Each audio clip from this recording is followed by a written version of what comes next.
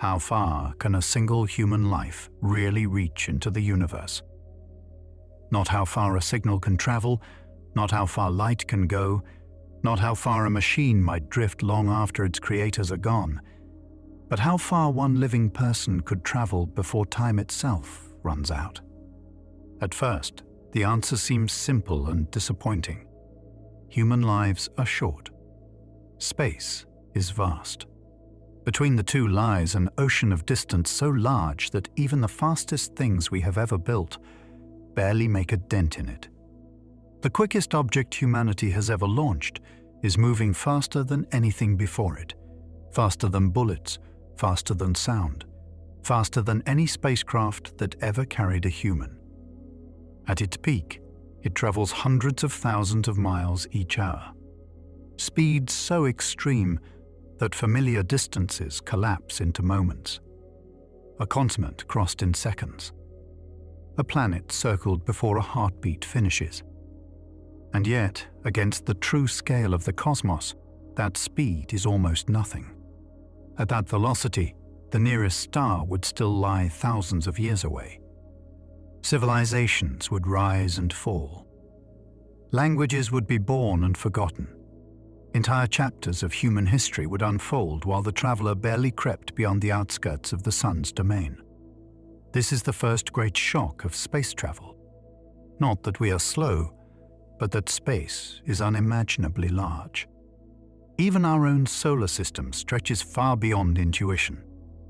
Beyond the orbit of Neptune lies a realm of frozen debris and ancient remnants, a distant halo marking the sun's gravitational reach. Reaching its edge would outlast a lifetime. Reaching another star would outlast recorded history. From this perspective, the universe appears to impose a quiet sentence. You may look outward forever, but you may never go very far. For much of the 20th century, many scientists accepted this conclusion. Interstellar travel, they argued, was a romantic idea, not a physical possibility.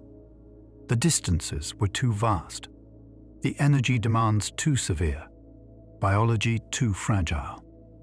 Space itself seemed structured to keep life close to home. But this conclusion rests on an assumption so familiar that it often goes unnoticed. It assumes that time passes at the same rate for every traveler. It assumes that distance is the same for everyone. It assumes that motion changes where you are, but not how fast your life unfolds while you move. And that assumption turns out to be wrong. Hidden inside the equations that describe light, motion, and energy is a loophole so strange that it rewrites the question entirely. A loophole that does not make space smaller, but makes time itself flexible. A rule of the universe that allows a journey measured in thousands, millions, even billions of years to be experienced as decades by the traveler making it. According to the deepest laws of physics, distance is not the ultimate barrier to exploration. Time is. And time does not behave the way it seems. To understand how far a human could truly travel in one lifetime, the problem must be reframed. Not in terms of engines or fuel tanks or budgets, but in terms of how the universe treats clocks when they begin to move very fast. Because once speed approaches a fundamental limit built into reality itself, space and time stop being fixed. They stretch, compress, and bend in ways that allow a single human life to reach far beyond anything that seems reasonable from Earth. The journey does not begin with faster rockets. It begins with the realization that a lifetime is not the same length everywhere in the universe. For as long as humans have imagined traveling to the stars, the instinctive solution has always been the same. Go faster, build stronger engines, burn hotter fuel, push harder against the darkness until distance finally gives way. This instinct works on Earth. It works across oceans, continents, and even between planets. The faster you move, the sooner you arrive. But the universe does not scale that way. Beyond a certain point, speed stops behaving like an ordinary solution and begins revealing the deeper structure of reality. The problem is not that we lack fast machines.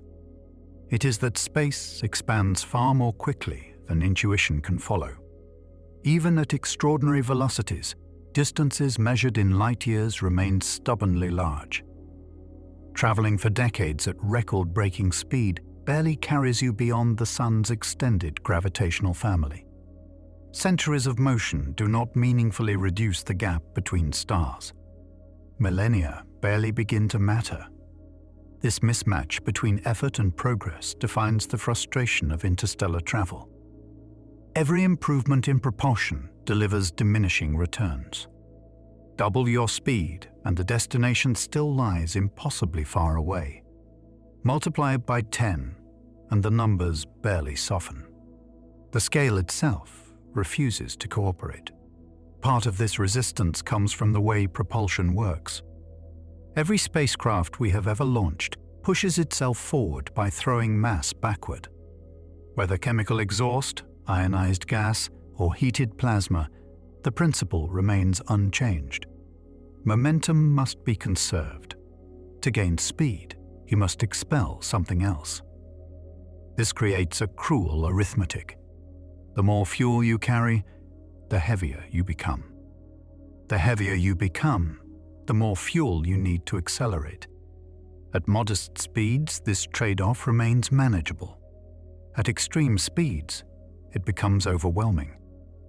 Each additional fraction of velocity demands not a little more fuel, but vastly more. Eventually, the numbers spiral beyond any physically meaningful scale. This is why even the most ambitious propulsion concepts struggle to escape the solar system within a lifetime. Gravity assists can steal energy from planets, but only in limited amounts. Ion engines sip fuel efficiently, but push with the gentlest force imaginable. Nuclear engines promise improvements, but not miracles. Every approach that relies on carrying energy aboard the vehicle runs into the same fundamental wall. And yet something strange begins to happen when velocity approaches a deeper boundary. A limit that is not technological, but woven into the universe itself. There exists a speed that cannot be exceeded, not because engines fail, but because reality refuses to allow it. Light travels at this speed. More precisely, information does. Cause and effect rely on it. No signal, no influence, no particle with mass can cross it. At first glance, this seems like the final blow. If nothing can exceed this limit, then no amount of engineering can ever shrink interstellar distances enough to matter. Stars separated by decades of light travel will always require decades to reach. But this conclusion assumes that time behaves the same way for everyone involved. It assumes that the clock carried aboard a fast-moving spacecraft ticks in perfect synchrony with the clocks left behind. It assumes that distance is an objective quantity, measured the same way by all observers regardless of motion. These assumptions feel obvious because they work at everyday speeds. Cars, trains, aircraft, even spacecraft orbiting Earth all move far too slowly for deeper effects to become noticeable. Time appears universal. Space appears rigid.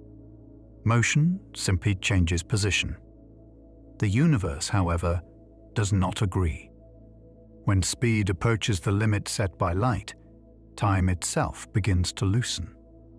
Not metaphorically, not poetically, but mathematically and measurably. A clock carried by a fast-moving traveler begins to tick more slowly than one left behind. A measuring rod aligned with the direction of motion begins to shorten. Duration and distance cease to be absolute. This is not a trick of deception or a flaw in measurement. It is how reality behaves when pushed into extreme regimes.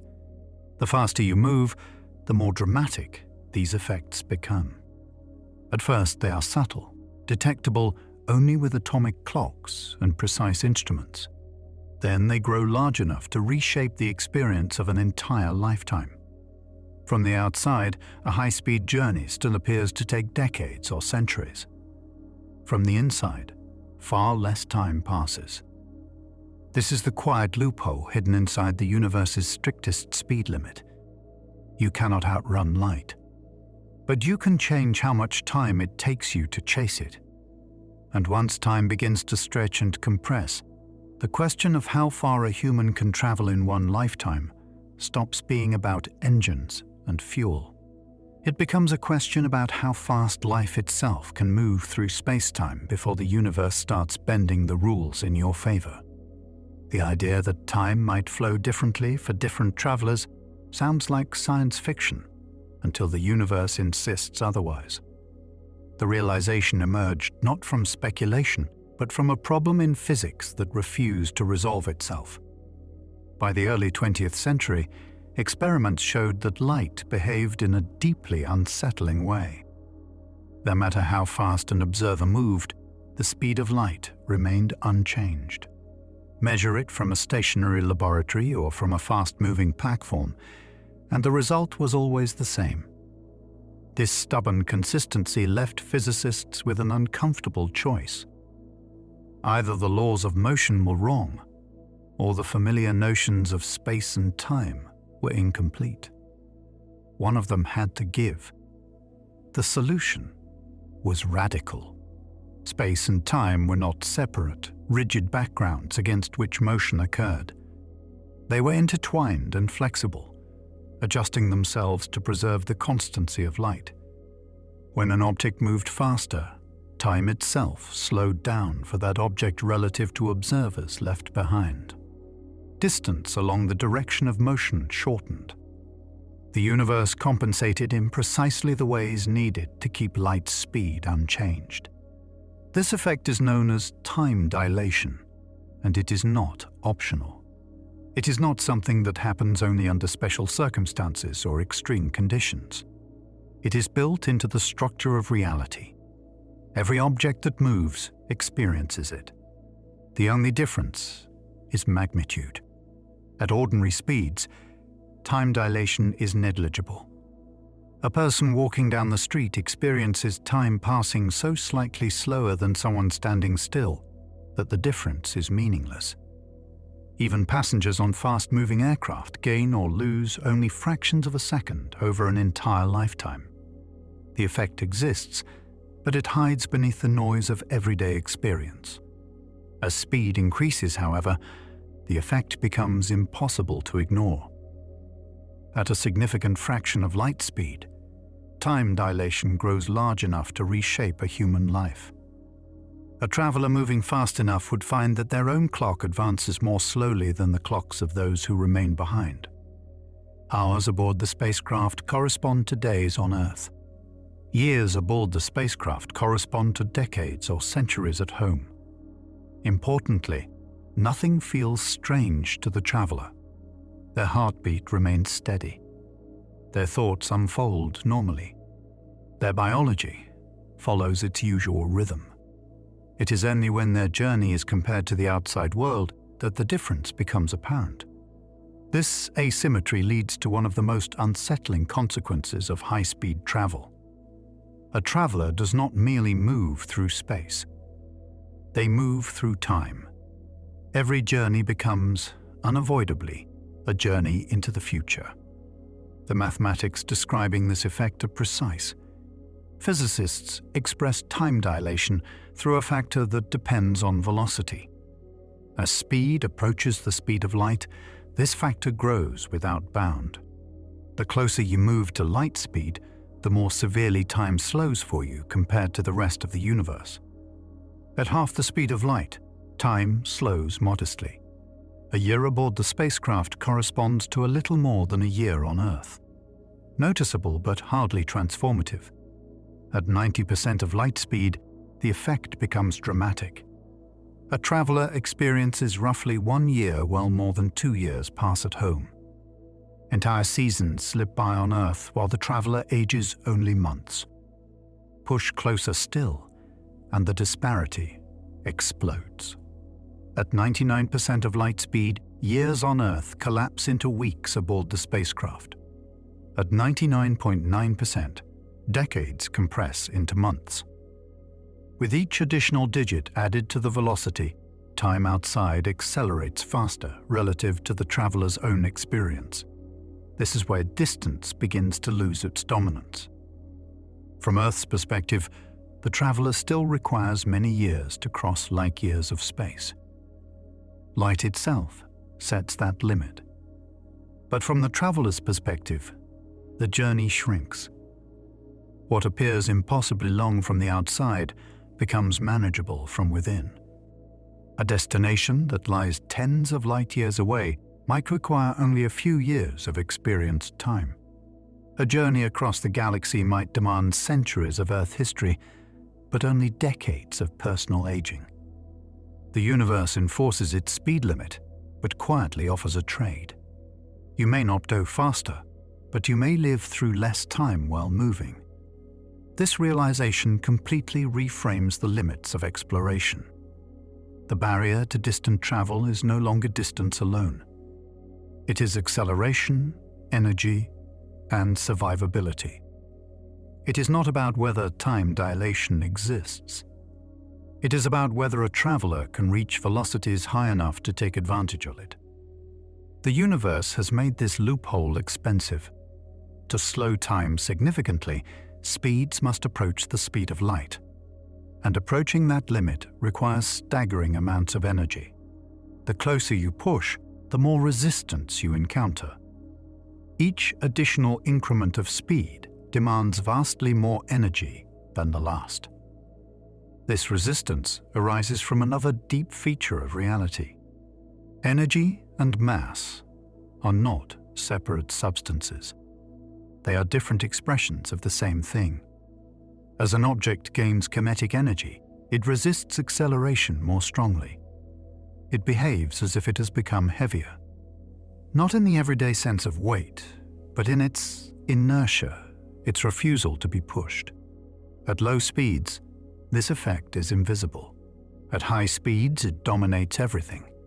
As a spacecraft accelerates toward light speed, each unit of thrust produces smaller and smaller gains in velocity. Energy pours into the system, but speed increases grudgingly. The final approach to light speed becomes asymptotic. You can get closer and closer, but never quite arrive. This explains why light speed remains unattainable for any object with mass. Reaching it would require infinite energy. And infinite energy does not exist. But the same physics that prevents reaching light speed also enables time dilation. The universe closes one door while opening another. For the traveler, the reward is extraordinary. Space contracts along the direction of motion. Distances shrink. What once required vast spans of time becomes compressed into a manageable portion of a lifetime. This is why relativistic travel is not about racing across space faster than light. It is about letting time itself stretch in your favor. The implications are unsettling. A person could leave Earth and travel to a distant star, arriving having aged only a few years while centuries passed behind them. They would step into a future that no one they knew had ever lived to see. Home would still exist as a location, but not as a moment. Every relativistic journey carries this cost. You do not merely go far, you go forward.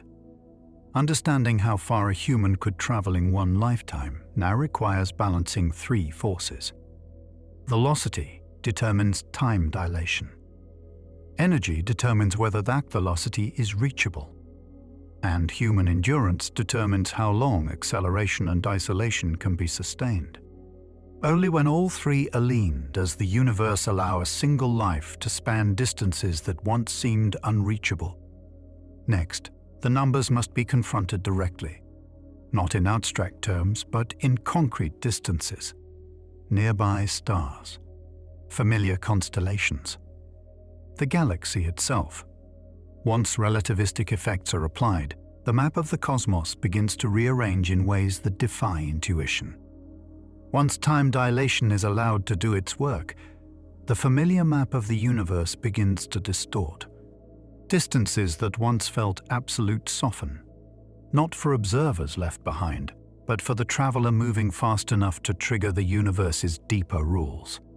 To understand what this means in practice, the abstraction must give way to specific places. Stars that already carry names, distances already measured, journeys that can be imagined, not just calculated.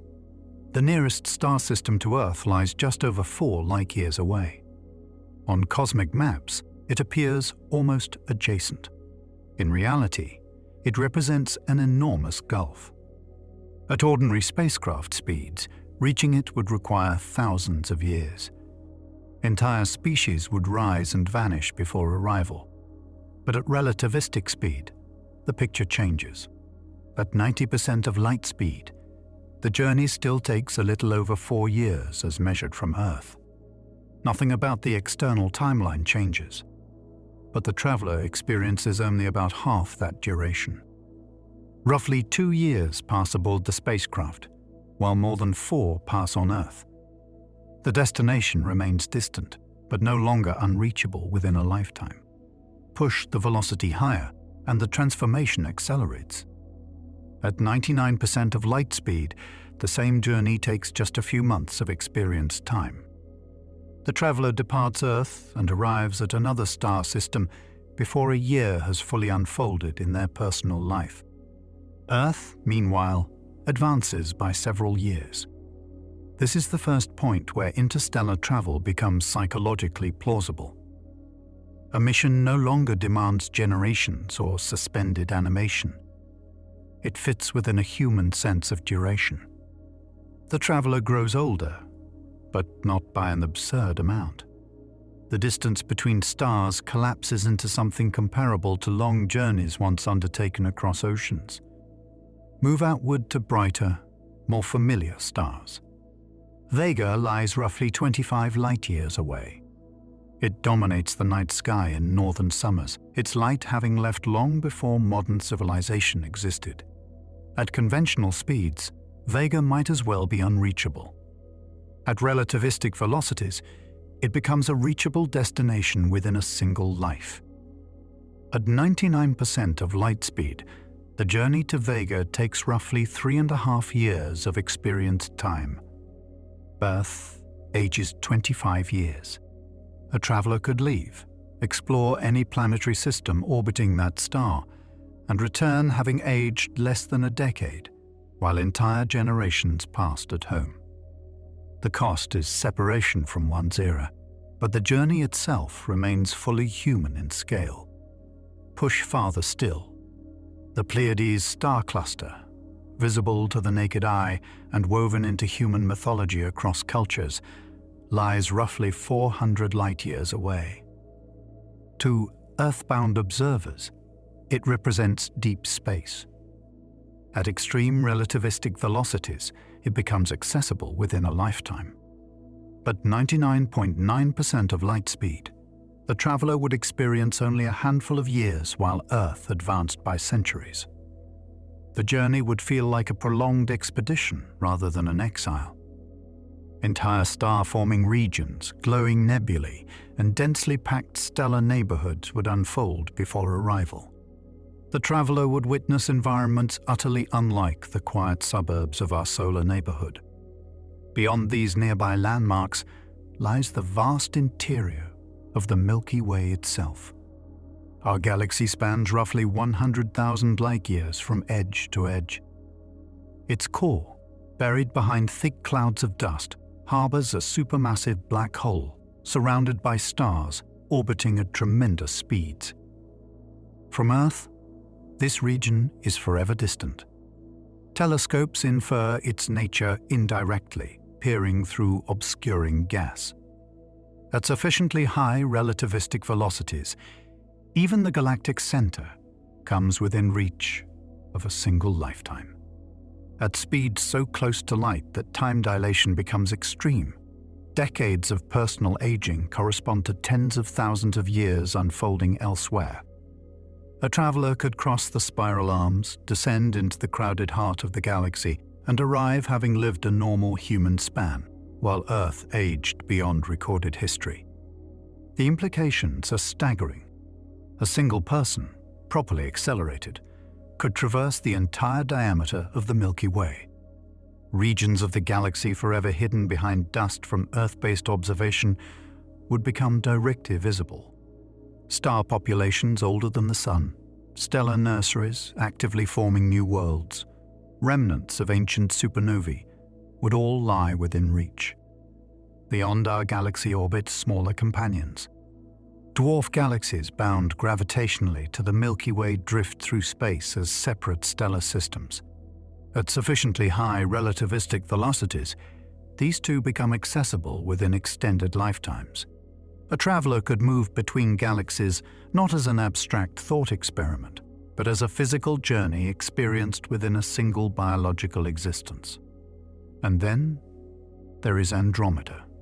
2.5 million light-years away, Andromeda is the nearest major galaxy to our own. It contains roughly 1 trillion stars and its own supermassive black hole. From Earth, it appears as a faint smudge in the sky. From a relativistic traveler's perspective, it represents the ultimate reachable destination within the local universe. At velocities unimaginably close to light speed, time dilation compresses the journey dramatically.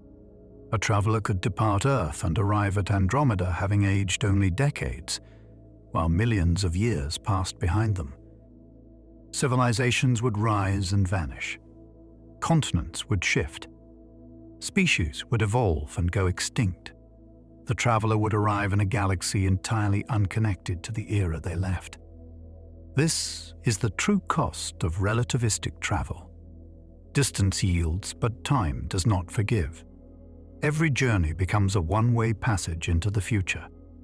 Even if return is physically possible, it is temporarily meaningless. The world that launched the traveler will be gone. Language, culture, and even biology may no longer be recognizable. Home becomes a coordinate in space, not a place in time. At this scale, the question of how far a human can travel merges with a deeper one. Not whether it is possible, but whether it is desirable. Whether exploration without return still counts as exploration, or whether it becomes something closer to exile. Yet the universe permits it. The equations allow it. The limitation is not imposed by physics, but by what a human life is willing to trade in exchange for distance. And still, even this is not the final boundary. Beyond Andromeda lie clusters of galaxies, vast cities of stars, bound together across millions of light-years. At sufficiently extreme velocities, even these structures fall within the reach of a single lifetime, as experienced by the traveler. But here the universe reveals its last and most unforgiving constraint. Space itself is expanding, and it is expanding faster and faster. No matter how fast a traveler moves, there exists a boundary beyond which destinations recede faster than any approach. A cosmic horizon beyond which no journey can ever succeed, regardless of velocity, energy, or time dilation. Even perfect propulsion cannot overcome the geometry of an expanding universe. To understand where that ultimate limit lies, the story must leave stars and galaxies behind and confront the structure of the universe itself. Up to this point, distance has behaved like an opponent that can be negotiated with. Push velocity high enough, and space yields. Years collapse into months. Light years compress into manageable journeys. The universe seems almost generous, offering a loophole that allows a single human life to cross regions once thought unreachable. But there is a deeper structure at work, one that does not care how fast a traveler moves or how much energy they can command. It is not a property of motion, but of space itself. The universe is not static. It is expanding. This expansion is not like an explosion flinging matter outward into empty surroundings. It is space itself stretching everywhere at once, carrying galaxies along with it. Every large-scale distance grows over time, not because objects are moving through space, but because the space between them is increasing. On small scales, gravity overwhelms this expansion. Galaxies remain bound. Star systems hold together. Atoms are unaffected. But on the largest scales, expansion dominates completely, and it introduces a limit that no amount of speed can erase. One way to visualize this limit is through what astronomers call the observable universe. This is the region of space from which light has had time to reach Earth since the beginning of cosmic history. Its radius is roughly 46 billion light-years, even though the universe itself is only about 13.8 billion years old. The discrepancy arises because space has been expanding while light traveled. The observable universe is not a wall. It is a record of what we can currently see. Galaxies near its edge emitted their light when the universe was young and compact. Since then, expansion has carried them far beyond where they once were. Many of those galaxies are now receding from us faster than light. This does not violate relativity because the galaxies themselves are not moving through space at superluminal speeds. Space is expanding between us and them, but the effect is the same for any would-be traveler. No signal sent today will ever reach them. No spacecraft, no matter how fast, can catch up. This introduces the concept of a cosmic horizon. Not a boundary of matter, but a boundary of influence. The most important of these is the cosmological event horizon. This horizon marks the maximum distance that any traveler departing today could ever reach, even with unlimited time and arbitrarily high velocity below light speed. Beyond this boundary, expansion will always outrun pursuit. Current measurements place this horizon at roughly 16 to 17 billion light-years away. Anything beyond that distance is permanently inaccessible. It exists in the universe, but not in the future light cone of any traveler starting from Earth today. This horizon defines the absolute maximum reach of exploration, not just for humans, but for any civilization anywhere. It is a consequence of dark energy, the mysterious component driving the accelerating expansion of the universe. The discovery of this acceleration in the late 20th century reshaped cosmology. It revealed that expansion is not slowing down as once expected, but speeding up. Distant galaxies are being carried away faster with each passing epoch. The accessible universe is shrinking. This has profound implications. Destinations that are reachable today may not remain reachable forever. A traveler who waits too long may find that expansion has already placed their goal beyond the horizon. The universe offers a window of opportunity for exploration, and that window is closing. Over tens of billions of years, this effect becomes extreme. Eventually, only the local group of galaxies gravitationally bound to the Milky Way will remain visible. Every other galaxy will fade beyond the horizon, their light stretched into invisibility. Future observers will see a lonely universe, unaware that trillions of galaxies ever existed. Within this context, relativistic travel acquires a bittersweet quality. The laws of physics allow astonishing journeys, but only within a universe that is actively erasing its own accessibility. So how far could a human actually travel, taking all of this into account? The answer depends not only on velocity, but on timing. At velocities near 99% of light speed, a traveler can cross hundreds of light-years within a lifetime of subjective experience. Star clusters, nebulae, and vast regions of the galactic disk lie within reach. At even higher velocities, entire galaxies become accessible, provided they lie well within the cosmic horizon.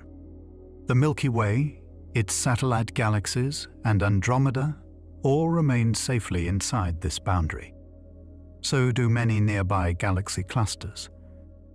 In principle, a sufficiently advanced civilization could send travelers across these immense structures, allowing individual lives to span distances measured in millions of light-years. But beyond a certain scale, the universe closes itself off. Even perfect propulsion cannot reach galaxies already beyond the event horizon. No amount of time dilation helps. No clever trajectory matters. Space itself expands too quickly. The destination recedes faster than any traveler can advance. This sets a final limit on exploration. Not a technological one, but a cosmological one. It also reframes the meaning of distance. The universe contains regions we can see but never visit. Ancient light reaches us from places forever beyond our future reach. The night sky is filled with images of destinations that are already lost. Within this shrinking arena, the choice of journey becomes philosophical. A traveler can go far, but not everywhere. They can reach astonishing distances, but not the whole universe. And the farther they go, the more completely they abandon the era they left behind. Every relativistic journey is one way in time. Even a return trip comes back to a future that no longer remembers the departure. The faster the journey, the deeper the temporal gulf. A traveler crossing the galaxy returns to a world tens of thousands of years removed from their own. A traveler visiting Andromeda returns to a planet millions of years older. At some point, return ceases to be meaningful. This does not make the journey pointless. It simply changes its nature. Exploration becomes an act of planting consciousness into distant regions of space rather than a round trip of discovery. Travelers become the bridge between eras, carrying the memory of one civilization into the deep future of another. Seen this way, the maximum distance a human can travel in one lifetime is astonishingly large. A properly accelerated individual could traverse the Milky Way. They could reach neighboring galaxies. They could, in principle, approach the very edge of the accessible universe. But they could never come back to the world they knew. The universe permits distance, but it charges time. And that trade is non-negotiable. Once the equations are allowed to speak fully, a strange reversal takes place. The universe no longer feels impossibly large. Instead, it feels impossibly patient. Distance is no longer the primary obstacle. Time is no longer a fixed resource. What becomes scarce is continuity. For most of human history, travel implied return. Even the longest journeys preserved a shared timeline. Sailors crossed oceans and came back changed, but recognizable. Astronauts left Earth and returned to the same world that launched them. Distance stretched space, but time remained common. Relativistic travel breaks this symmetry. At high enough velocities, the traveler and the rest of the universe stop sharing the same present. The faster the journey, the more severely their timelines diverge. Two clocks that once ticked together drift apart until they no longer describe the same era of existence. This is not a malfunction. It is how space-time protects its fundamental limits. From the traveler's point of view, life proceeds normally. Days feel like days. Years feel like years. The body ages at its usual pace. Memories form, skills accumulate, and experience unfolds in familiar ways. There is no sensation of time slowing. No warning that the outside universe is racing ahead. Only comparison reveals the truth. This means that the question of how far a human can travel in one lifetime cannot be answered with a single number. It depends on what is meant by lifetime. Biological aging and cosmic time part ways once relativistic motion enters the picture. If lifetime is measured biologically, in heartbeats and cellular decay, then a human could traverse astonishing distances. Hundreds of light years become routine. Thousands become plausible. Entire galaxies enter the realm of personal experience. If lifetime is measured socially, historically, or culturally, then the limits collapse inward. A journey of a few hundred light years already severs continuity with human civilization. A journey across the galaxy ends any meaningful connection with humanity as it existed at departure. This creates two very different kinds of exploration. The first is continuity-bound exploration. This is travel that preserves the possibility of return to a recognizable world. Within this framework, even relativistic travel remains tightly constrained. Journeys are limited to nearby stars and perhaps modest portions of the galactic neighborhood. The reward is discovery that can be shared with the civilization that sent the traveler. The second is terminal exploration. This is travel undertaken with full acceptance that return is symbolic rather than practical. The traveler becomes a time migrant, stepping irreversibly into a future that will never overlap with their origin. Distance becomes negotiable. Time becomes the price. Physics permits both. The universe does not privilege one choice over the other. It merely enforces the accounting. This distinction also reframes the idea of one lifetime. In everyday terms, a lifetime implies continuity of identity within a social context. In relativistic terms, a lifetime becomes a purely local experience, detached from any external timeline. The traveler's life remains intact, but its context dissolves. Seen this way, relativistic travel is not simply transportation. It is transformation. A person who departs Earth on a journey lasting decades of subjective time may arrive at their destination as a historical artifact, not because they are ancient, but because everything else has moved on. Languages will have shifted. Species may have diverged. Even the night sky may look unfamiliar as stellar motions accumulate over thousands of years. The traveler carries a version of humanity that no longer exists. This is why extreme relativistic journeys feel unsettling even when the physics is clear. They do not merely challenge engineering. They challenge identity. What does it mean to belong to a species, a culture, or a history that will be gone by the time you arrive? And yet, humanity has always advanced by breaking continuity in smaller ways. Migration separates generations. Exploration leaves old worlds behind. Knowledge survives even when societies do not. Relativistic travel extends this pattern to cosmic scales. The difference is finality.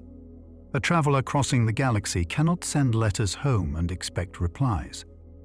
Communication becomes one-sided and delayed beyond relevance. Signals sent backward arrive at civilizations that may not recognize the sender's language or symbols. Replies, if they come at all, arrive long after the traveler has moved on. Eventually, even signals fail. Expansion stretches space until communication itself becomes impossible. The traveler and their origin slip beyond each other's light cones, unable to exchange even information. At that point, the traveler is not just far away. They are causally disconnected. This reveals the deepest limit on how far a human can travel. Not distance, not energy, not even time dilation. The ultimate boundary is causal separation. The universe allows immense journeys, but it does not allow everything to remain connected. Even at perfect velocity, even with infinite energy, space-time enforces horizons. Regions beyond those horizons are not merely difficult to reach. They are unreachable in principle. No traveler, no signal, no influence can cross once separation becomes complete. This means that the maximum distance a human can reach is not the edge of the observable universe, but the edge of the reachable universe. A boundary that depends on when the journey begins and how the universe expands during it. Start early enough, and more destinations remain accessible. Wait too long, and even nearby galaxies drift out of reach. The universe is not static. It is closing doors as it opens others. Within this shrinking arena, relativistic travel remains astonishingly powerful. A single lifetime could still encompass the entire Milky Way, satellite galaxies, nearby clusters, structures so vast that light requires millions of years to traverse them. But even this grandeur occupies only a tiny fraction of the universe as a whole. The majority of galaxies humanity can observe today are already lost. Their light reaches us, but they themselves are beyond any future encounter. The night sky is a museum of unreachable places. This does not diminish the achievement of reaching the stars. It contextualizes it. Exploration is not about conquering infinity. It is about engaging meaningfully with the finite region that physics allows. From this perspective, the distance a human can travel in one lifetime is both enormous and limited. Enormous compared to everyday intuition. Limited compared to the full scale of existence. The universe is generous, but not boundless. And perhaps that balance is what gives exploration its meaning. If everything were reachable, nothing would feel precious. If nothing were reachable, curiosity would die. Instead, physics offers a narrow corridor between impossibility and infinity. A corridor wide enough for stars, galaxies, and futures beyond imagination. Narrow enough to demand choice, sacrifice, and intention. The stars are not impossibly far away. They are conditionally close. They require velocity, energy, and a willingness to accept the consequences of leaving one's time behind. How far could a human actually travel in one lifetime? Biologically, farther than any myth ever imagined. Across galaxies. Perhaps across the entire local universe. Historically, only as far as they are willing to lose their past. The universe does not forbid the journey. It simply asks what you are willing to leave behind to make it. When all of the limits are laid out together, a clearer picture emerges. Not a simple answer, but a layered one. The universe does not impose a single wall that stops exploration outright. Instead, it presents a sequence of thresholds, each redefining what far actually means. The first threshold is technological. It is the one most familiar and most frustrating. Engines, fuel, materials, and energy generation remain far below what relativistic travel demands. At present, even reaching a few % of light speed lies beyond practical capability. This keeps human exploration confined to a tiny region around the Sun. Within this boundary, a lifetime barely reaches beyond the outermost edges of our own system. The second threshold is biological. Even if propulsion improves, humans are fragile. Long exposure to radiation, isolation, and acceleration place strict constraints on how fast and how long a person can travel without severe consequences. This boundary is not fixed. Medicine, shielding, and life extension technologies could push it outward. But it remains a real constraint for any biological traveler. The third threshold is relativistic. Once speeds climb high enough, time dilation becomes dominant. At this point, distance begins to yield, but at the cost of temporal separation. Journeys that span decades of personal experience correspond to centuries, millennia, or more in the outside universe. This boundary does not stop travel, but it changes its meaning. The fourth threshold is cosmological. Expansion, dark energy, and horizons impose absolute limits that no technology can overcome. Certain regions of the universe are already unreachable. Others are becoming unreachable with time. No amount of speed can cross these boundaries once they are passed. Together, these thresholds define the true answer. A human lifetime, measured biologically, can in principle span extraordinary distances. With sufficiently advanced propulsion, a single person could traverse the Milky Way, visit its satellite galaxies, and even cross into neighboring galaxies, like Andromeda. On paper, the physics allows journeys covering hundreds of thousands, millions, or even tens of millions of light years within decades of subjective time. But those journeys are not round trips in any meaningful sense. They are migrations across time as much as across space. Each step outward accelerates the divergence between traveler and origin. Eventually, the connection snaps entirely. The traveler is no longer part of the civilization that launched them. They are no longer even part of the same historical epoch. In that sense, the universe enforces a trade that cannot be negotiated. You may have distance, or you may have continuity. You cannot have both. This is why the romantic image of starships casually moving between galaxies, maintaining ongoing relationships with their home worlds, belongs more to fiction than to physics. Reality offers something stranger and more profound. It offers journeys of immense scope that reshape identity, history, and belonging. A traveler who crosses the galaxy is not just an explorer. They are a messenger carried forward through time. A representative of a vanished era arriving in a future that no longer remembers the moment of departure. And yet, there is something deeply human about that idea. Every generation already sends messages into the future through art, science, and culture. Relativistic travel simply turns a person into one of those messages. A living artifact, a memory given motion. From this perspective, the distance a human can travel in one lifetime is not best measured in light years. It is measured in how much separation they are willing to accept. Separation from language, from history, from everyone they ever knew. Some journeys might preserve partial connection.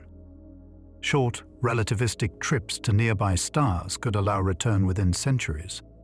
Humanity might still be recognizable. Stories might still be shared. These journeys feel like extensions of exploration as we understand it today. Other journeys would be final by design. One-way passages to distant galaxies, undertaken not to return, but to extend consciousness itself into new regions of the cosmos. These are not expeditions. They are acts of seeding. Both are permitted by physics. Neither is forbidden by the universe. The real limitation lies in choice. How far could a human actually travel in one lifetime? Far enough to leave their planet behind. Far enough to cross the galaxy. Far enough to stand beneath unfamiliar constellations orbiting alien suns.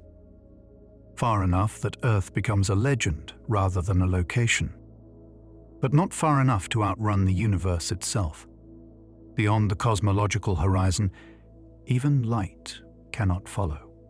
Beyond that boundary lie galaxies we will forever see, but never touch. No traveler will ever reach them, no matter how advanced their technology or how willing they are to sacrifice time. The universe allows exploration, but not completion. It offers access, but not totality. And perhaps that is its final lesson. Exploration is not about reaching everything. It is about reaching what is reachable while it still is. The universe grants a window, not an eternity. a corridor, not an infinite plane. Within that corridor, a single human life can go farther than any myth ever imagined. Farther than ancient gods were said to roam. Farther than light itself seems to permit at first glance. The stars are not impossibly distant. They are conditionally accessible. The galaxies are not forever closed. They are temporarily open. And the question is no longer how far a human can travel. It is when, and at what cost. When everything is finally accounted for, the answer becomes less about distance and more about consequence. The universe does not present a single wall that stops a human traveler outright. Instead, it reveals a hierarchy of limits, each one redefining what a lifetime means as velocity increases and perspective shifts. At low speeds, the limit is brutally simple. A human life is short, and space is vast. Even the most ambitious journeys fail to escape the sun's distant gravitational reach before time runs out. At this level, the universe appears indifferent to curiosity. Distance overwhelms biology, and exploration remains confined to a narrow cosmic neighborhood. As velocity increases, this balance begins to change. Time dilation loosens the grip of distance, allowing a single lifetime to stretch further into space than intuition allows. A traveler moving fast enough does not experience centuries as centuries. They experience them as years. The universe does not shrink, but the personal cost of crossing it decreases. This is not a loophole in the laws of physics. It is one of their most fundamental features. Yet this flexibility does not come without consequence. The faster a traveler moves, the more completely they detach from the timeline they leave behind. A journey that lasts decades for the traveler may span millennia elsewhere. Even a successful return no longer restores continuity. The traveler comes back to a future that no longer remembers their departure. Familiar places may exist, but the world that gave them meaning is gone. This is the defining trait of relativistic travel. Distance can be negotiated. Time cannot be shared. Within this framework, the distances a single human life could span are extraordinary. Entire regions of the Milky Way become accessible. Star clusters, nebulae, and the crowded galactic core itself fall within reach. Not because space has become small, but because time has become uneven. A traveler could cross from one side of the galaxy to the other and experience the journey as a long but finite life, while tens of thousands of years unfold beyond the spacecraft. Beyond our galaxy, the same physics extends the horizon further. Nearby satellite galaxies and even Andromeda are not forbidden by the laws of motion. With sufficiently extreme velocity, a single lifetime could carry a human consciousness across the void between galaxies. The traveler would arrive having aged decades while millions of years passed elsewhere. They would step into an alien stellar system carrying the memory of a civilization long vanished. These are not exaggerations or speculative loopholes. They follow directly from equations that have been tested and verified for over a century. Time dilation is real. Length contraction is real. Their implications are unavoidable once velocity becomes extreme. And yet, even these vast possibilities do not extend indefinitely. Beyond a certain scale, the universe asserts a final, uncompromising boundary. Space itself is expanding, and that expansion is accelerating. There exist regions of the cosmos that no traveler can ever reach, regardless of speed or endurance. Galaxies beyond the cosmological event horizon are not merely distant, they are permanently inaccessible. No path through space-time leads to them. This horizon defines the absolute maximum reach of any journey. It is not set by technology, energy, or biology, but by the geometry of the universe itself. Even a civilization with perfect propulsion could not cross it. The universe allows exploration, but only within a finite and shrinking arena. This realization reframes the entire question. How far a human can travel in one lifetime is not limited by physics in the way it first appears. It is limited by what kind of lifetime one is willing to live. A life measured biologically can span galaxies. A life measured socially or historically cannot. The farther the journey, the more complete the separation. At some point, return loses its meaning. Exploration becomes one way, not just through space, but through time. The traveler becomes a bridge between eras, carrying the imprint of one civilization into a future that will never overlap with it. This does not diminish the value of the journey. It defines it. Exploration at this scale is not about coming back with stories. It is about extending awareness itself, placing human experience into regions of the universe that would otherwise remain forever untouched by consciousness. In that sense, the universe is neither cruel nor accommodating. It is exact. It allows immense reach, but demands acceptance of loss. It offers distance, but withdraws continuity. Nothing is free and nothing is forbidden. So how far could a human actually travel in one lifetime? Far enough to leave their star behind. Far enough to cross their galaxy. Far enough to stand beneath unfamiliar constellations orbiting alien suns. Far enough that Earth becomes history rather than home. But not far enough to outrun consequence. Not far enough to carry their time with them. The universe does not deny the journey. It simply makes clear what must be left behind to take it.